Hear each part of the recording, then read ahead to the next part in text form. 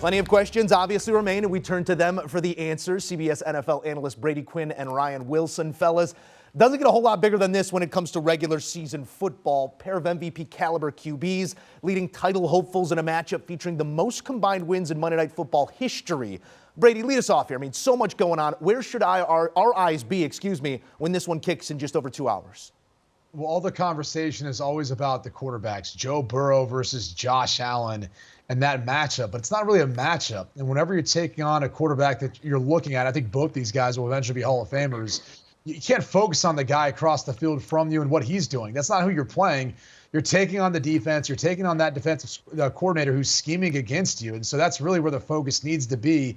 And you can't be hourly concerned about what the other guy's doing. Now, I'll admit, I mean, from time to time, when you're going up against the Peyton Mannings of the world, right, you like to be able to go out there and watch a little bit of his operations and how he plays the game, and you get caught kind of just being enamored with it. And I think it'd be hard for Joe Burrow not to do that with Josh Allen and vice versa. Josh Allen do that with Joe Burrow, but the reality is the storyline going into this is always about the quarterbacks. That's not the case, though. They're taking on two very, very different defenses in this matchup, Ryan, and I think one guy's got the upper hand because of that. That's right. And, we talk about Josh Allen and how his career got off to, probably a bumpy start, if you want to call it that, coming out of Wyoming. And then Stephon Diggs showed up on the scene, and everything seemed to come together.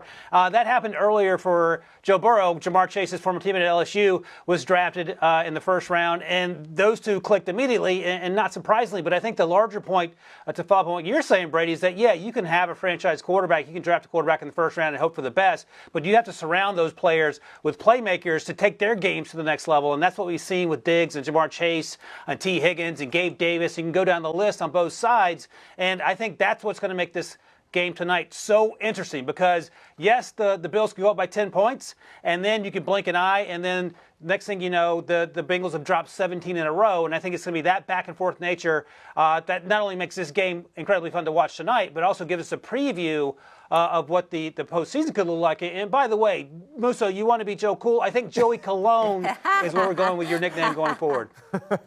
You got to smell good. What are you Joey Cologne. That's the nickname. You take any compliments you can get. Joey Cologne. I love it. All right. Well, Cincy's O-line has protected Burrow better this season, down to 39 sacks through 15 games compared to 51 last season through 16. Unfortunately for Burrow, La'el Collins' devastating ACL tear, he's in for some trouble against Buffalo's top-rated pass rush. Ryan, how can the Bills take advantage of this adversity? A lot of prayer before the game is going to help, and no Von Miller is also that'll be a good thing for Joe Burrow's health. But seriously, Akeem Adeniji is going to step in. He was drafted on day 3 back in 2020, and his, not claim to fame, but what he's most recently known for, he started in the Super Bowl back in February, and he was part of the group that allowed Joe Burrow to get sacked a ton of times, and he didn't have a great evening, and he will admit to as much. But he'll get an opportunity to play now. He'll play right tackle. Jonah Williams will still be on the left side. And to the Bengals' credit, even though La'el Collins was a huge get over the offseason, the offensive line as a whole has been upgraded. They got Karras, they got Kappa, they drafted Volson, who's been playing a lot as a rookie, and of course the aforementioned Jonah Williams, and now Adeniji will step in, and he has familiarity with these guys. Joe Burrow has familiarity with this group, and all the playmakers that I mentioned just a moment ago are going to help out as well. So it's not a huge drop-off in that Adeniji isn't new to this unit, and it's not like he hasn't played, but it's not going to be the La'el Collins that they had previously, who admittedly got up to a slow start and then picked it up in recent weeks before this unfortunate injury. Ryan, I'm glad you talked about the interior offensive lineman and the improvement there because statistically, as Katie pointed out, there's been an improvement. Now we do have a couple games left for Cincinnati, so there is a chance that they could give up 5-6 sacks in the next 2 weeks, and we're right back where we started a year ago. But they have been improved in the interior of the pocket, and that's huge for Joe Burrow because he does such a good job of navigating the pocket, stepping up in the pocket.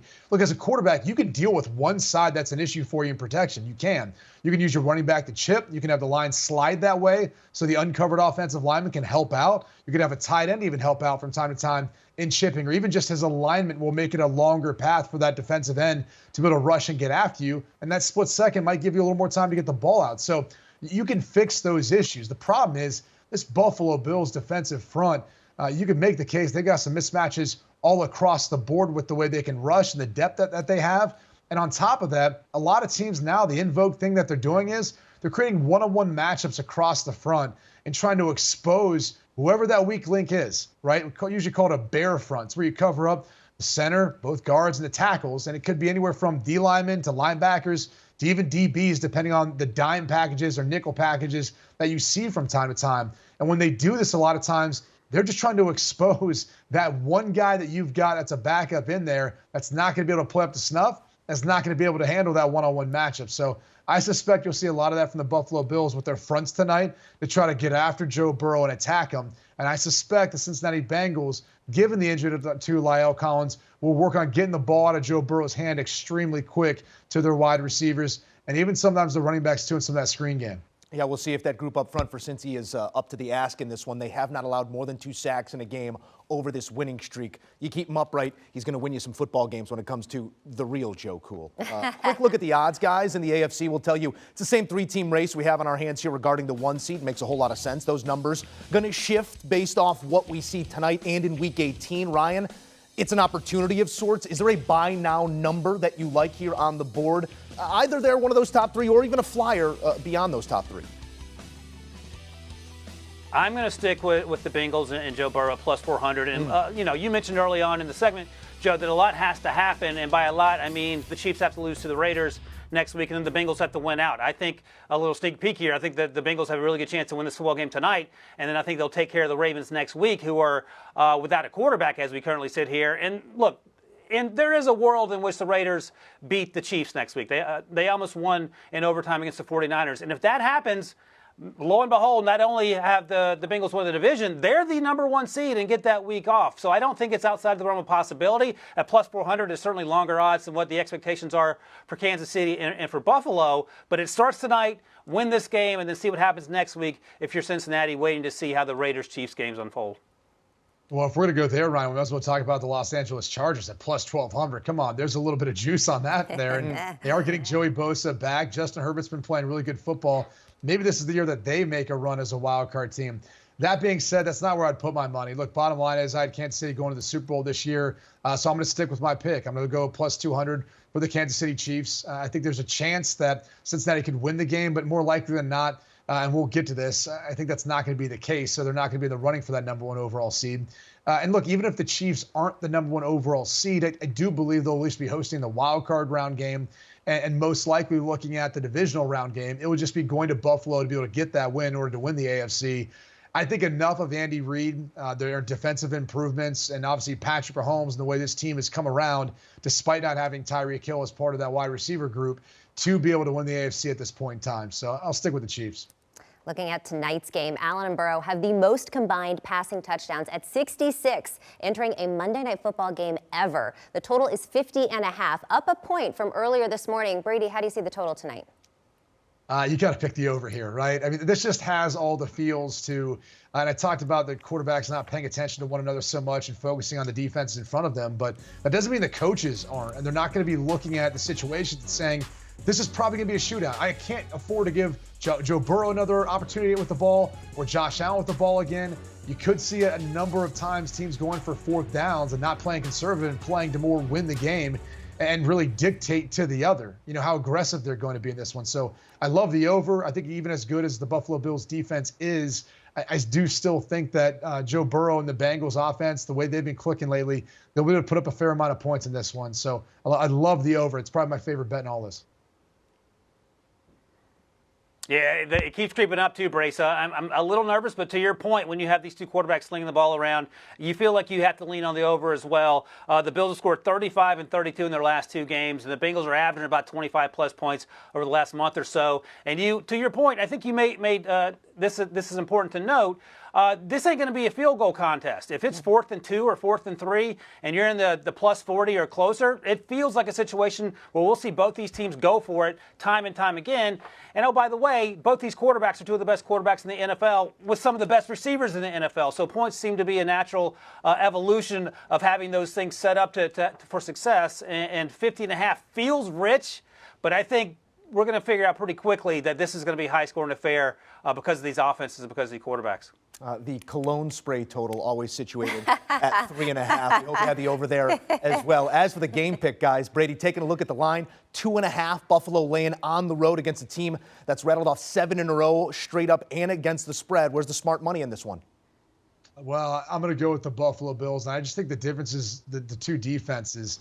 Cincinnati just doesn't have the same ability to be able to put pressure on Josh Allen, and especially considering his mobility, that's always a concern too for any team, whether they can rush or not, and just keep him in the pocket and not allow him to get out and run where he can be extremely impactful. So I'm going to go ahead and say that the Bills with 2.5 points here, I'm going to lay that. You're looking at a home underdog. I think the trend too this year too is home underdogs have stood up pretty well. So it concerns me. It's why I like the over better. But bottom line is, I just think the matchup between these two teams, the Bills have to do a better job in coverage and a better job of rushing opposing quarterbacks. So I think they'll be able to get after Burrow. I'm actually going with the Bengals. They're getting points. They're at home, and they are not afraid of anyone or anything. They made that Super Bowl run last year, and if not for the offensive line not being able to hold up against the Rams, they would have had a good chance to win that football game. Joe Burrow is playing some of his best football. He is not afraid to make mistakes and then come back and throw 2 or 3 or 4 touchdowns. I saw this on the internet, so I'm assuming it's true. I didn't double check it because why would I? The Bengals have covered 20 of the last 23 games. Katie, you would know if that's true. It feels like that's a pretty important stat, and if it happens to be any truth to that, I'm rolling with Joe Burrow in Cincinnati getting points at home. Yeah, they are absolute cover machines, so you are correct in that, and so is the internet. But it's very 2023 of you to not fact check it. I appreciate that about you. Moving on to the prop market. There's no shortage of dominant players to choose from. Everybody likes the over in this game. Allen, Burrow, Diggs, Chase, Knox. The list goes on and on. Ryan, what is your top prop for these heavy hitters?